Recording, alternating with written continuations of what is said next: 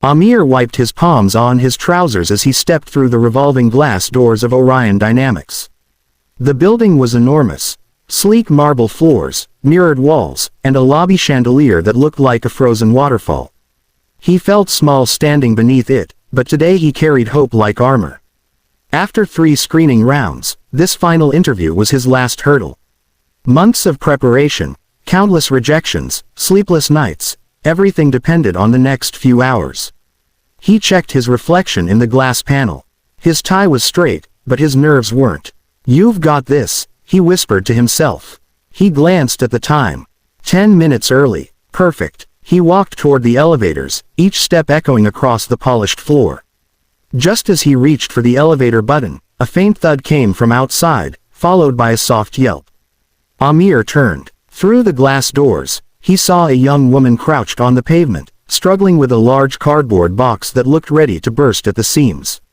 Papers peeked out from the edges, fluttering in the wind like startled birds. Without hesitation, he hurried outside. "You okay there?" he asked, bending slightly to meet her eye level. She pushed a strand of hair behind her ear, her cheeks flushed. I thought I could carry it, but it's heavier than I expected." Amir smiled reassuringly. "Don't worry, let me help." Before she could protest, he lifted the box. It weighed far more than it looked. "Wow," she breathed. "Thank you. Really, no problem. Where to?" She pointed to a side entrance. They walked together, her steps quick and slightly awkward, as if she was embarrassed by the situation. She apologized twice, but Amir brushed it off with easy humor until she relaxed. As they reached the door, she hurried ahead to open it. "This is perfect, just inside." Amir set the box down carefully. "There you go." She gave him a warm, genuine smile. "You just saved my morning." That smile lingered with him for a moment, until he glanced at the time. 5 minutes past his interview start. His stomach tightened. Cold dread washed over him. He had just risked everything, his future, his dream job, because he couldn't walk past someone who needed help. Heart pounding, he rushed toward the elevators, unaware that the girl he helped was about to change his life in ways he didn't see coming. Amir slipped into the interview room, breathing harder than he wanted to show. 3 stern faces turned toward him simultaneously, like synchronized clocks. A long glass table stretched between them, polished so clean he could see his nervous reflection staring back. "You're late," said the man in the center, Mr. Farouk, the senior HR director, known for being rigid and notoriously difficult to impress. Amir bowed his head slightly. "I truly apologize. Someone outside needed help, and we value punctuality." Another interviewer cut in, her pen tapping rapidly against her notebook. "Especially for a position that requires discipline and time management." Amir swallowed. He knew how it looked.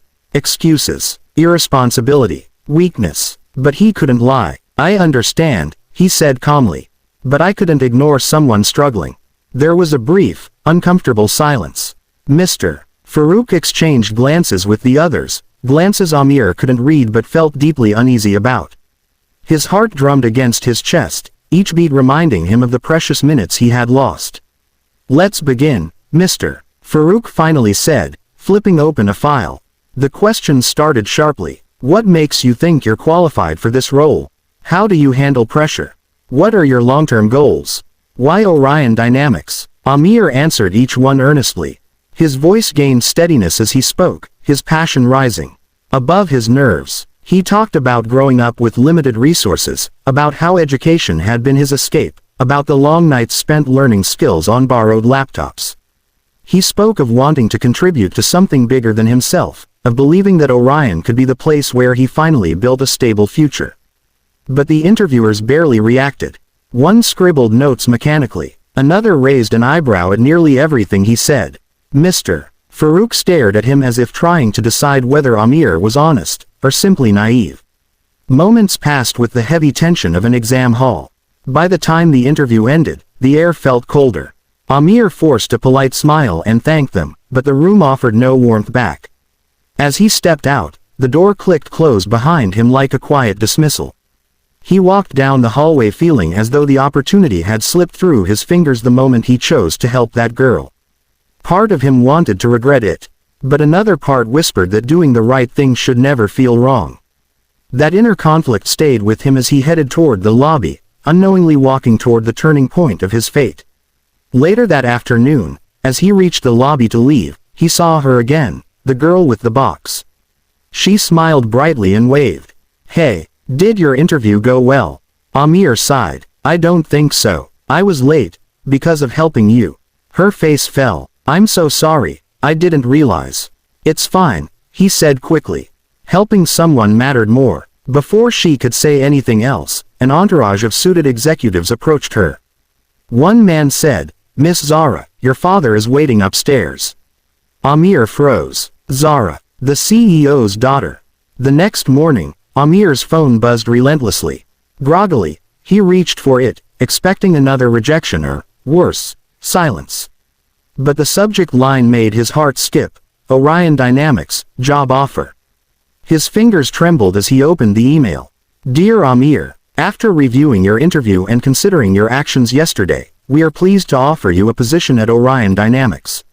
He blinked, unsure if he was dreaming. Carefully, he read on. "Your integrity, initiative, and willingness to help others, without knowing any personal benefit, reflect the qualities we value most. Welcome aboard." Below the typed lines was a handwritten note in flowing ink. "You helped me without hesitation, never knowing who I was. People like you deserve opportunities. I look forward to working with you. Zara." Amir dropped the phone onto his chest and stared at the ceiling. A wave of relief, disbelief, and joy washed over him. He had lost nothing by being kind. In fact, he had gained more than he ever imagined. Later that day, he returned to Orion Dynamics, stepping into the lobby that had once intimidated him. This time, it felt different, welcoming, almost alive with possibility. He spotted Zara near the elevators, the girl who had unintentionally made him late yet now unknowingly secured his future. She smiled at him, that same warm, effortless smile. "Glad you're coming on board," she said. Amir laughed softly, shaking his head. "I still can't believe it, all because of a box." "Not just a box," she said with a playful glance. "Because of kindness. That's something money or status can't buy." For the first time in his life, Amir realized that doing the right thing, helping someone, even a stranger, was worth far more than following rigid rules or chasing success blindly. As they walked toward the elevators together, Amir felt the weight of fear and doubt lift from his shoulders. Today marked not just a new job, but a new beginning, a life guided by integrity, courage, and unexpected connections. And as the elevator doors closed, he caught a final glimpse of Zara's confident smile, knowing that the world sometimes rewards those who choose compassion over convenience. Amir exhaled deeply, heart swelling with quiet triumph. He had helped someone. And in return, the universe had helped him, beyond anything he had dared to hope for.